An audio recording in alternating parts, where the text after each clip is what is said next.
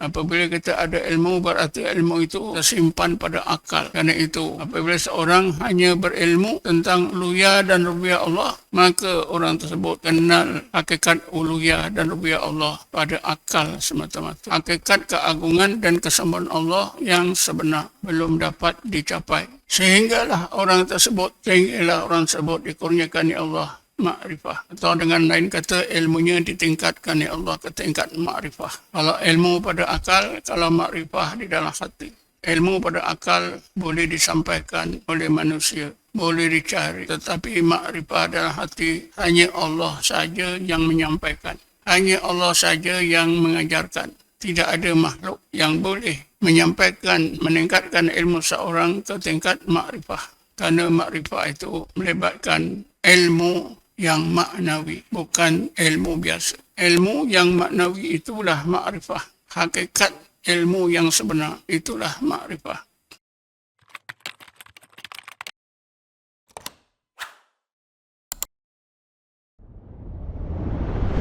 Bila kita percaya kepada Allah sebagai Tuhan kita, maka wajiblah kita mengesahkan Allah. Terutamanya mengesahkan Allah dari dua sudut. Pertama, mengesahkan Allah dari sudut keagungannya, yang disebut dari sudut uluhiyahnya atau jalalnya. Yang kedua ialah dari sudut rububiyahnya atau maha sampurnanya Allah sebagai Rabbul Alamin, yang disebut juga dengan istilah Jamalullah. Jamalullah dari segi bahasa kecantikan Allah, tapi maksudnya kesempurnaan Allah yang maha sempurna. Jadi secara ringkas, tauhid yang sangat penting ialah mentauhidkan keagungan Allah yang kita sebut La ilaha illallah. Tiada ilah kecuali Allah. Allah sajalah yang maha agung, yang maha besar, yang maha berkuasa, yang maha hebat, yang wajib kita sembah, yang wajib kita takuti. Tidak ada lain yang boleh kita sembah. Tidak ada lain daripada Allah yang maha agung yang kita takuti. Sebaliknya, dalam mengesahkan Allah dari sudut rububiyahnya atau jamalnya atau maha sempurnanya Allah, maka wajiblah kita jadikan Allah yang maha sempurna itu sebagai pergantungan hati kita, pergantungan harapan kita, pergantungan kehendak dan cita-cita kita. Tidak ada yang lain yang boleh kita jadikan pergantungan hati, harapan hati, kecuali Allah Rabbul Alamin. Allah Rabbul Alamin, Allah yang maha sempurna. Rahmatnya sempurna, ilmunya sempurna, kasih sayangnya sempurna, rezekinya sempurna, keampunannya sempurna, segala-galanya sempurna. Oleh kerana Allah yang maha sempurna, maka Allah wajib kita jadikan pergantungan hati kita. Hati kita tidak boleh bergantung harap kepada yang lain daripada Allah Subhanahu wa ta'ala. Apabila kita dapat mencapai mengesahkan Allah dari segi keagungannya atau uluhiyahnya atau jamal atau jalalnya, maka tidak ada yang kita takuti dalam hidup kita ini sebenar-benarnya hanya Allah. Karena itu Allah sajalah yang kita taati. Yang kita mesti tunduk terhadap seluruh perintahnya. Terbentuklah sifat takwa yang sempurna di dalam hati kita. Maka insya-Allah tercapailah sifat kehambaan kita terhadap Allah yang sempurna. Kita hanya menjadi hamba Allah. Seorang manusia hanya menjadi hamba Allah apabila hanya mandang Allah saja yang agung, Allah saja yang ditakuti, yang ditaati, yang disembah. Tidak ada yang lain. Sebaliknya, apabila betul tauhid rububiyah kita, tauhid yamal atau mengesahkan Allah dari segi kesempurnaan Allah sebagai Rabbul Alamin, Rabb Tuhan yang maha sempurna, maka jadilah hati kita ini semata-mata hanya menggantungkan harapan kita kepada Allah yang maha sempurna. Hati kita jadi penuh tawakal, penuh tentram. Tidak ada yang lain daripada Allah yang maha sempurna yang kita jadikan pergantungan hati kita. Maka terbentuklah sifat tawakal yang sempurna. Ya, apabila kita berjaya mengesahkan Allah dari segi uluhiyah dan rububiyahnya, terbentuklah dalam hati kita sifat takwa dan tawakal yang sempurna. Bila takwa dan tawakal kita sempurna, kita bukan hanya menjadi hamba Allah, sebaik-baik hamba Allah, tetapi kita disayangi oleh Allah,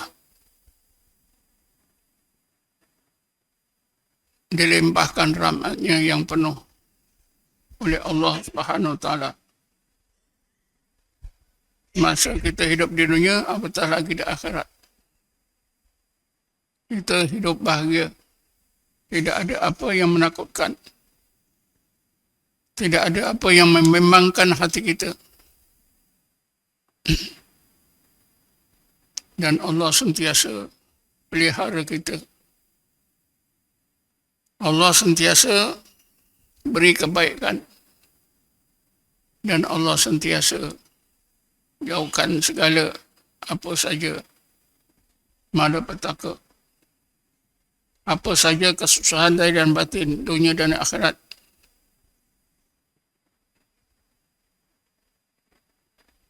Allah berfirman, Bismillahirrahmanirrahim, wa man yattaqillaha yaj'al lahu makhraja wa yarzuqhu min haitsu la yahtasib wa man yatawakkal 'ala Allahi fa huwa hasbuh. Inna Allah balighu amrihi qad ja'ala Allah likulli syai'in qadra.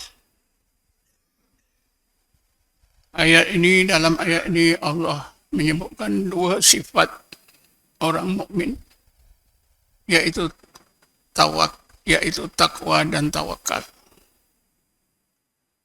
Sifat takwa yang sempurna pada seorang mukmin akan wujud apabila mukmin tersebut berjaya mengesahkan Allah dari segi keagungannya, dari segi uluhiyahnya. Begitu juga sifat tawakal dalam hati seorang mukmin akan wujud dengan sempurna, dengan sebaik-baiknya apabila orang mukmin tersebut berjaya mengesahkan Allah dari segi rububiyahnya. Itulah yang membentuk sifat tawakal yang sempurna. Dan Allah sudah sebutkan, Allah janjikan, sesiapa yang bertakwa kepada Allah, wa man yattaqillah. Ini berarti Allah bagi peluang kita semua untuk bertakwa. Wa man yattaqillaha, siapa yang bertakwa kepada Allah dengan cara taat, melakukan apa perintah, menjauhkan segala larangnya, Allah kurniakan dua perkara yang istimewa. Yang pertama, yaj'al lahu makhraja. Allah sentiasa menjadikan untuk orang tersebut makhraja, jalan keluar daripada apa juga keperluannya, daripada apa juga masalah hidup zahir dan batinnya, dunia dan akhirat. Makhraja artinya tempat keluar. Tempat keluar daripada berbagai masalah yang kita hadapi dunia dan akhirat kita, zahir dan batin kita, besar maupun kecil. Segala masalah Allah selesaikan. Sekiranya ketakwaan kita sempurna. Perkara yang kedua yang Allah akan kurniakan kepada orang yang ketakwaannya sempurna ialah wa yarzuqhu min haitsu la yaktasib. Allah akan kurniakan kepadanya rezeki. Allah sentiasa curahkan kepada orang tersebut rezeki. Rezeki yang zahir, yang batin. Rezeki untuk dunia dan akhirat. Min haitsu la yaktasib. Dari sumber-sumber yang tidak pernah disangka sama sekali. Kalau harta tiba-tiba jadi kaya. Kalau rezeki ilmu tiba-tiba Allah bagi cerdik, bagi kepahaman. Kalau sifat-sifat hati tiba-tiba Allah baiki sifat-sifat buruk hati kita. Kalau dari segi ilmu tiba-tiba Allah kurniakan kita ilmu dan kepahaman yang kita tak sangka. Wa yarzuqhu min haitsu la yahtasib. Wa man yatawakkal 'ala Allah fa huwa hasbuhu. Apabila kita berjaya mengesahkan Allah dari segi rububiyahnya, dari segi sifat kesempurnaan maha sucinya Allah, sifat kesempurnaan Allah, maka Allah sebutkan fa huwa hasbuhu. Maka Allah adalah sebaik-baik tempat pergantungan hati. Cukuplah pergantungan hati dengan Allah yang maha sempurna. Tidak perlu bergantung pada yang lain. Inna Allah balighu amri. Karena urusan Allah itu tetap akan berlaku. Apa yang dikehendaki Allah itu tetap akan berlaku. Jadi ini menjadikan hati seorang itu penuh tentram, penuh tenang, penuh bahagia. Tak ada apa yang ditakuti. Tak ada apa yang diharap, hanya Allah Subhanahu wa ta'ala. Dan itulah maka Rasulullah dan para sahabat seluruh hidup mereka tujuannya hanyalah Allah. Yuriduna wajhah. Mereka itu sentiasa maukan Allah dan keridhaannya. Karena apabila benar-benar hati seorang mukmin itu maukan Allah dan keridhaannya, orang tersebut akan disayangi oleh Allah Subhanahu wa ta'ala. Hatinya jadi ikhlas, hidupnya jadi penuh bahagia. Apabila kita sebut mengesahkan Allah dari segi keagungan dan dari segi kesempurnaannya, dari segi uluhiyahnya, dari segi rububiyahnya, maka tentulah kita perlukan ilmu.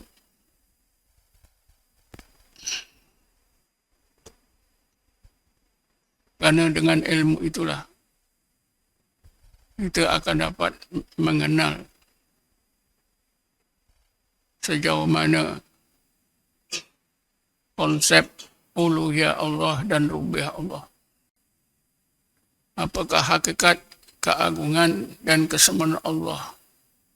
Allah sebagai ilahun alamin, Allah sebagai Rabbul alamin. Hanya dengan ilmu kita akan dapat memahami dan seterusnya menghayati tauhid uluhiyah dan tauhid rububiyah. Bagaimanapun, apabila kita telitikan dalam ilmu tasawuf, dengan ilmu sahaja pun tidak memadai untuk mengenal hakikat uluhiyah dan rububiyah Allah. Untuk memahami hakikat uluhiyah dan rububiyah Allah, tidak mencukupi hanya dengan ilmu. Karena ilmu itu pada akal. Karena itulah maka para ulama tasawuf untuk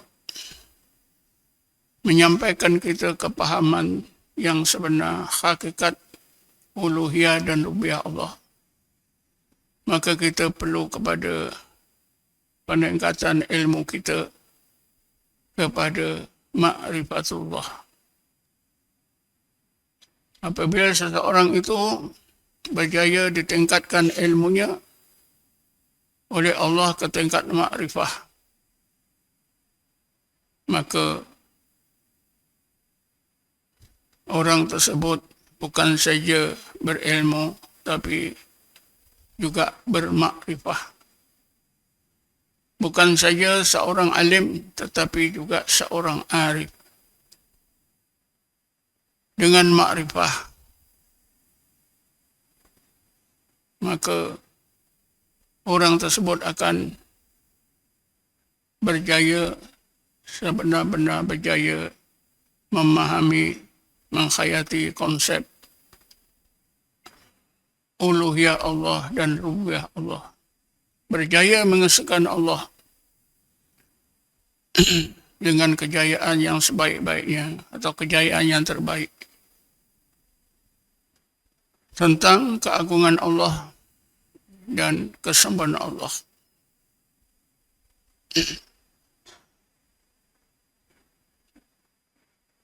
Maka dengan makrifah tersebut, orang yang tersebut berjaya benar-benar menjadi seorang muwahhid, seorang yang mengesahkan Allah dari segi uluhiyah dan rububiyahnya. Maka sifat takwanya sempurna, sifat tawakalnya sempurna.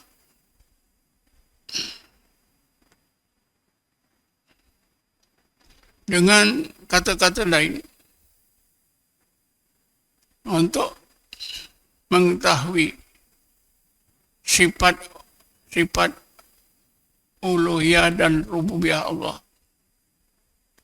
itu kita perlukan ilmu yang kita pelajari. Apabila kita ada ilmu, berarti ilmu itu tersimpan pada akal. Karena itu, apabila seorang hanya berilmu tentang uluhiyah dan rububiyah Allah, maka orang tersebut kenal hakikat uluhiyah dan rububiyah Allah pada akal semata-mata. Hakikat keagungan dan kesempurnaan Allah yang sebenar belum dapat dicapai.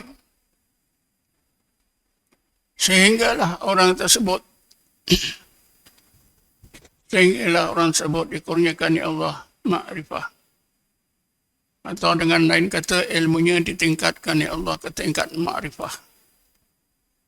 Kalau ilmu pada akal, kalau makrifah di dalam hati. Ilmu pada akal boleh disampaikan oleh manusia, boleh dicari. Tetapi makrifah dalam hati hanya Allah saja yang menyampaikan. hanya Allah saja yang mengajarkan. Tidak ada makhluk yang boleh menyampaikan, meningkatkan ilmu seorang ke tingkat makrifah. Kerana makrifah itu melibatkan ilmu yang maknawi, bukan ilmu biasa. Ilmu yang maknawi itulah makrifah. Hakikat ilmu yang sebenar itulah makrifah. Sebagai contoh yang mudah, apakah perbezaan antara sifat qudrat dengan kaunuhu qadiran? Ramai antara kita tak faham. Apa beza antara sifat qudrat dengan kaunuhu qadiran? Allah bersifat qudrat. Allah itu kaunuhu qadiran. Apa bezanya? Bezanya ialah sifat qudrat itu di tingkat ilmu. Bila tingkat ilmu letaknya pada akal. Akal kita yang dapat memahami sifat qudrat. Tetapi apabila kaunu qadiran, maka akal tidak boleh digunakan lagi. Bukan tugas akal. Akal tidak mampu untuk sampai kepada kaunu qadiran. Tetapi hatilah yang menjalankan tugas untuk memahami kaunu qadiran. Akal tidak mampu.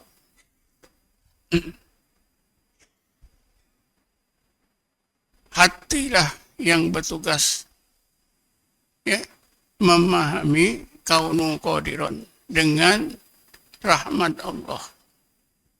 Allah sendiri yang menyampaikan ke dalam hati. Kerana makrifah itu layaknya di dalam hati. Tempatnya hanya dalam hati. Bukan di akal. Akal adalah tempat ilmu. Makrifah tempatnya di dalam hati.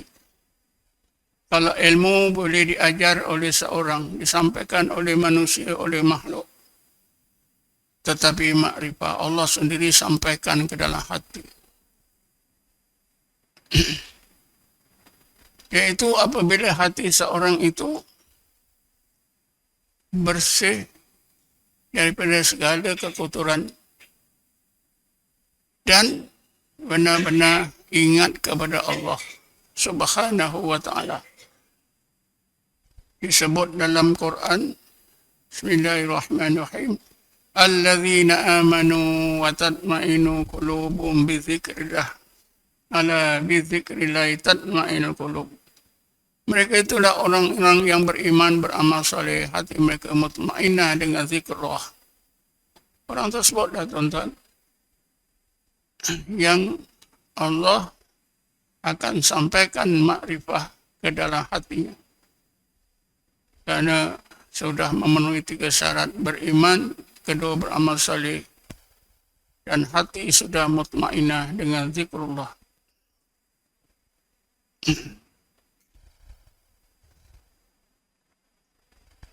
Jadi apabila seorang itu ilmunya yang pada akal ditingkatkan oleh Allah ke tingkat makrifah ke dalam hati, maka orang tersebut akan benar-benar berjaya mengesahkan Allah dari segi uluhiyah dan rububiyahnya. Jadilah seorang muwahhid yang sebenar, seorang yang mengesahkan Allah sebenar-benar, tauhid uluhiyah dan rububiyahnya. Sifat kehambaannya sempurna, sifat tawakalnya juga sempurna. perjalanannya kepada Allah juga akan jadi sempurna. A'udzubillahi minasyaitonir rajim. Bismillahirrahmanirrahim. Wassalatu wassalamu ala asrofil anbiya'i wal mursalin sayyidina Muhammad wa ala alihi washabihi ajma'in. Allahumma ighfir lana warhamna, Allahumma ighfir lana warhamna, Allahumma ighfir lana warhamna wa li abaina li ummahatina wa li dhawil huquqil wajibin alaina wa lil muslimina wal muslimat wal mu'minina wal mu'minat bi rahmatika ya arhamar rahimin. Allahumma inna nastaghfiruka wa nasta'udiruka adiyanana wa imanana wa anfusana wa ahlana wa aradana amwalana wa buyutana wa kulla shay'in a'taytana ya rabbal alamin. Allah ja'alna wa yu'fika nafika wa amanika wa jiwarika wa iyadika min kulli syaitanir marid jabbarin anid wa dhi ainin wa dhi bagi wa syarik innaka ala kulli syai'in qadir. اللهم علينا بالعافية والسلامة والصحة وعلى أبيك في بارك وبارك جوك من أمة محمد أجمعين. الله جعلنا من شر ما قضيته سالمين وجعلنا من شر ما قضيته سالمين وجعلنا من شر ما قضيته سالمين. ربنا آتنا في الدنيا حسنة وفي الآخرة حسنة وقنا عذاب النار والحمد لله رب العالمين.